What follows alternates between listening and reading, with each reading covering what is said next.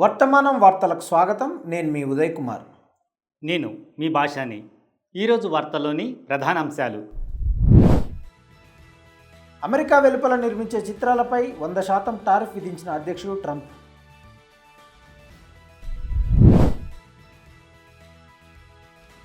హైదరాబాద్ సమీపంలో కొత్త driving institute ఏర్పాటుకు కేంద్ర మద్దతు కోరిన తెలంగాణ.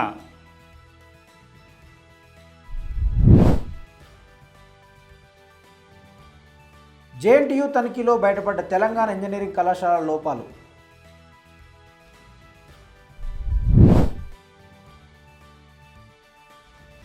తేలికపాటి వర్షానికే కుప్పకూలిన చర్లపల్లి రైల్వే టెర్మినల్ ముఖద్వారం. పనుల్లో నాణ్యతపై విస్మయం వ్యక్తం చేస్తున్న ప్రజలు.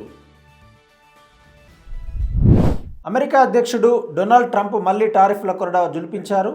ఈసారి ఏకంగా సినీ రంగాన్ని ఎంచుకున్నారు. విదేశీ సినిమాలపై 100% సుంకాన్ని ప్రకటించారు. ఈ మేరకు ఆయన మాట్లాడుతూ, అమెరికాలోని సినిమా పరిశ్రమ చాలా వేగంగా క్షీణిస్తుంది. ఇది జాతీయ భద్రతా ముప్పును కలిగిస్తోందని ట్రంప్ అన్నారు. ఇతర దేశాలు అన్ని రకాల ప్రోత్సాహకాలను అందిస్తున్నాయని, చిత్ర నిర్మాతలు స్టూడియోలను అమెరికా నుండి దూరం చేస్తున్నాయని అమెరికా అధ్యక్షుడు ఆరోపించారు.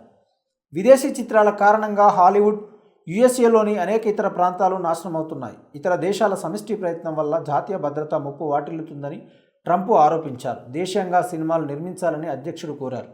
అమెరికాలో ప్రదర్శించే అన్ని విదేశీ నిర్మిత సినిమాలపై 100% సుంకాన్ని విధిస్తామన్నారు. అందువల్ల విదేశాలలో నిర్మితమైన మన దేశంలోకి వచ్చే అన్ని సినిమాలపై 100% సుంకాన్ని విధించే ప్రక్రియను వెంటనే ప్రారంభించడానికి నేను వాణిజ్య శాఖ, యునైటెడ్ స్టేట్స్ వాణిజ్య ప్రతినిధికి అధికారం ఇస్తున్నాను. అమెరికాలో మళ్లీ సినిమాలు తీయాలని మేము కోరుకుంటున్నామని పోస్టులో పేర్కొన్నారు. ఈ మేరకు నిన్న వైట్ హౌస్లో విలేకరులతో మాట్లాడుతూ, ముఖ్యంగా గత కొన్ని సంవత్సరాలుగా హాలీవుడ్లో చలనచిత్ర నిర్మాణం క్షీణించడానికి కాలిఫోర్నియా గవర్నర్ గవిన్ న్యూసమ్ కారణమని ట్రంప్ ఆరోపించారు. ఇతర దేశాలు యుఎస్ఏ నుండి సినిమాలు, చలనచిత్ర నిర్మాణ సామర్థ్యాలను దొంగిలిస్తున్నాయని ఆయన అన్నారు. వారు యునైటెడ్ స్టేట్స్ లోపల సినిమా తీయడానికి ఇష్టపడకపోతే సినిమాలు వచ్చినప్పుడు మనం సుంకం విధించాలని ట్రంప్ వ్యాఖ్యానించారు. బడ్జెట్ కోతలు, అమెరికా వెలుపల మరింత ఉదారమైన పన్ను ప్రోత్సాహకాల తర్వాత కాలిఫోర్నియాలో సినీ నిర్మాణం తగ్గిందని నివేదికలు సూచిస్తున్నాయి. అదనంగా హాలీవుడ్ కార్మిక సమ్మెలు, కోవిడ్ మహమ్మారితో సహా ఇటీవలి సంవత్సరాలలో అమెరికన్ చిత్ర పరిశ్రమ వరుస ఆర్థిక ఒడిదుడుకులను ఎదుర్కొన్నట్లు తెలుస్తోంది. గత జనవరిలో ట్రంప్ 3 సినీ నటులు జాన్ వోయిట్, మెల్ గిబ్సన్, సిల్వెస్టర్ స్టాలోన్లను హాలీవుడ్లో వ్యాపార అవకాశాలను ప్రోత్సహించే ప్రత్యేక రాయబారులుగా నియమించారు. హాలీవుడ్కు వ్యాపారాన్ని తిరిగి తీసుకురావడమే వారి పని అని ట్రంప్ అన్నారు.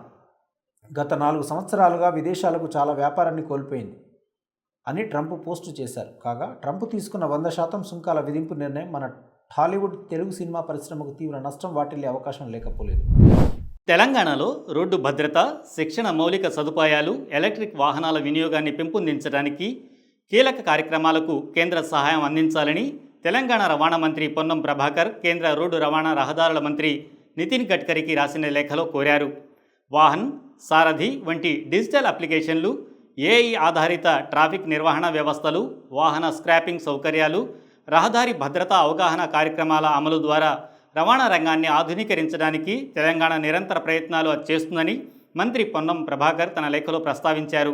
పట్టణ ప్రాంతంలో పెరుగుతున్న డిమాండ్ను తీర్చడానికి హైదరాబాద్కు దగ్గరగా 2వ డ్రైవింగ్ స్కూల్ను ప్రారంభించాలని మంత్రి విజ్ఞప్తి చేశారు. సిరిసిల్లలో ఇప్పటికే ఒక ఐడిటిఆర్ ఉన్నప్పటికీ అది మారుమూల ప్రాంతంలో ఉండటం వల్ల నగర ప్రజలకు అందుబాటులో ఉండదు. 4 కోట్లకు పైగా జనాభా, దాదాపు 1.72 కోట్ల రిజిస్టర్ వాహనాలతో ఉన్న తెలంగాణలో శిక్షణ పొందిన వాణిజ్య డ్రైవర్లలో గణనీయమైన అంతరం ఉందని మంత్రి పొన్నం ప్రభాకర్ పేర్కొన్నారు. ప్రతిపాదిత ఐడిటిఆర్ కోసం హైదరాబాద్ శివార్లలోని దుండిగొల్లో 40 ఎకరాల ప్రభుత్వ భూమిని రాష్ట్రం గుర్తించింది. దానికి కేంద్ర అనుమతిని అభ్యర్థిస్తోంది. అంతేకాదు, రియల్ టైం ట్రాఫిక్ ఉల్లంఘనకు ఆటోమేటిక్ ఈ చలాన్ జారీ ద్వారా రహదారి భద్రతను పెంపొందించడానికి ఏఐ ఆధారిత integrated intelligent transport management system ఏర్పాటుకు మరొక ముఖ్యమైన ప్రతిపాదనలో ఉంది. ఐఐటిఎంఎస్ను ఇన్స్టాల్ చేయడానికి ఎన్ఫోర్స్మెంట్ అధికారులకు స్మార్ట్ టూల్స్ ఇవ్వడానికి రాష్ట్రం 55 కోట్ల కేంద్ర నిధులను కోరింది. Special assistance to states for capital investment పథకం కింద 176.5 కోట్లు చెల్లించాలని మంత్రి పొన్నం ప్రభాకర్ కేంద్రానికి విజ్ఞప్తి చేశారు. Vehicle scrapping policy, automated testing స్టేషన్ల పథకం కింద తెలంగాణ ప్రధాన మైలురాళ్లను సాధించిందని, కానీ గత ఆర్థిక సంవత్సరంలో మంజూరైన మొత్తాన్ని ఇవ్వలేదని ఆయన ఎత్తి చూపారు. రాష్ట్రంలోని 57 డ్రైవింగ్ టెస్ట్ ట్రాక్లను ఆటోమేట్ చేయడానికి 43.45 కోట్ల రూపాయలు కావాలని మంత్రి కోరారు. వందల కోట్లు ఖర్చు చేసి 3 నెలల క్రితం ఎంతో అట్టహాసంగా ప్రారంభించిన చర్లపల్లి రైల్వే టెర్మినల్ చిన్నపాటి ఈదురుగాలులతో కూడిన వర్షానికే ధ్వంసమైంది. దక్షిణ భాగం వైపు కొత్తగా నిర్మించిన ప్రధాన ముఖద్వారం వద్ద రూఫింగ్ షీట్ల కింద పడిపోయాయి. ఈదురుగాలులతో కూడిన వర్షం వల్ల ప్రధాన ముఖద్వారం పైకప్పు భాగాలు ఒక్కసారిగా ఊడిపోయాయి. ఆ సమయంలో అక్కడ ఎవరు లేకపోవడంతో ప్రమాదం తప్పింది. రైల్వే పోలీసులు, స్టేషన్ సిబ్బంది ప్రయాణికులను అప్రమత్తం చేశారు. అటువైపు వెళ్లకుండా జాగ్రత్తలు తీసుకున్నారు. మే 3వ తేదీ శనివారం నాడు కేవలం 2.5 సెంటీమీటర్ల వర్షపాతం, గంటకు 15 కిలోమీటర్ల వేగంతో వీచిన గాలుల తర్వాత నీటి లీకేజీలు, పైకప్పు ప్యానెళ్లు కూలిపోయాయి. నివేదికల ప్రకారం గాలులు ఆ ప్రాంతంలో వీచినప్పుడు ప్రధాన గేటు పైకప్పుపై ఉన్న ఇనుప షీట్లు విరిగిపోయాయి. కాగా కేంద్ర ప్రభుత్వం అమృత్ పథకంలో భాగంగా చర్లపల్లి సహా పలు రైల్వే స్టేషన్లను పైలట్ ప్రాజెక్టు కింద తీసుకుని అభివృద్ధి కార్యక్రమాలను చేపట్టింది. ముఖ్యంగా సికింద్రాబాద్, హైదరాబాద్, కాచిగూడ రైల్వే స్టేషన్ల మీద ఉన్న ప్రయాణికుల రద్దీని తగ్గించేందుకు చర్లపల్లిలో అత్యాధునిక రైల్వే టెర్మినల్ను నిర్మించారు.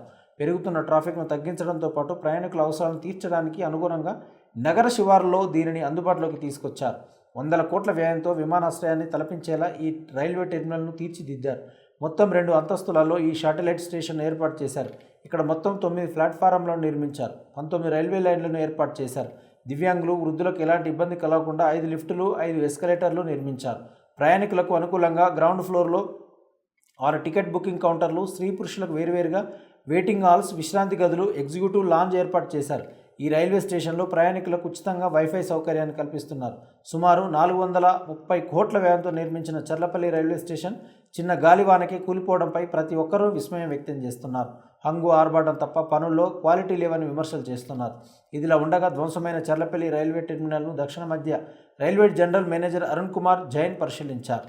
అనంతరం జీఎం మాట్లాడుతూ సీలింగ్ ధ్వంసమైన చోట తక్షణమే మరమ్మతులు చేపట్టాలని అధికారులను ఆదేశించారు. అంతేకాక ప్రయాణికుల భద్రతపై తగిన జాగ్రత్తలు తీసుకోవాలని సూచించారు. ఇక స్టేషన్లో దెబ్బతిన్న అన్ని ప్రాంతాలను స్పష్టంగా పర్యవేక్షించి మరమ్మతులు చేపట్టాలని అధికారులకు చెప్పారు. జవహర్లాల్ నెహ్రూ టెక్నాలజికల్ యూనివర్సిటీ ఇటీవల నిర్వహించిన తనిఖీల్లో రాష్ట్ర వ్యాప్తంగా ఉన్న ఇంజనీరింగ్ కళాశాలల్లో గణనీయమైన లోపాలు బయటపడ్డాయి. విద్యా సంస్థల్లో ఆమోదించిన మేరకు అధ్యాపకులు లేకపోవడం, పనిచేయని ల్యాబ్ సాఫ్ట్వేర్ ఉన్నట్లు తేలింది. ఇంజనీరింగ్ కళాశాలల్లో జేఎన్టీయూ హైదరాబాద్ తనిఖీలను నిర్వహిస్తున్న నిజ నిర్ధారణ కమిటీలు పలు సమస్యలను గుర్తించాయి. వాటిలో ఒకటి, అనేక సంస్థలు విశ్వవిద్యాలయం ఆమోదించని బోధనా సిబ్బందిని నియమించాయి. మరో ప్రధాన ఆందోళనకర విషయం ఏమంటే కీలకమైన ప్రయోగశాల సాఫ్ట్వేర్ అనేక కళాశాలలో పనిచేయడం లేదు. అంతేకాదు అది మరీ పాతదైపోయినట్లు తనిఖీల్లో వెల్లడైంది. జేఎన్టీయూ హైదరాబాద్ పర్యవేక్షణలో 175 ఇంజనీరింగ్ మరియు 127 ఫార్మసీ కళాశాలలు ఉన్నాయి. ఈ లోపాలు తెలంగాణ సాంకేతిక సంస్థల్లో విద్యా నాణ్యత గురించి ఆందోళనలు లేవనెత్తనున్నాయి. ఈ లోపాలపై ఇంజనీరింగ్ కళాశాల నిర్వహణ సంఘం ప్రతినిధులు మాట్లాడుతూ సంవత్సరం మధ్యలో నియామకాలు జరపడం వల్ల 15 నుండి 20% అధ్యాపకుల ఆమోదం పెండింగ్లో ఉందని అన్నారు.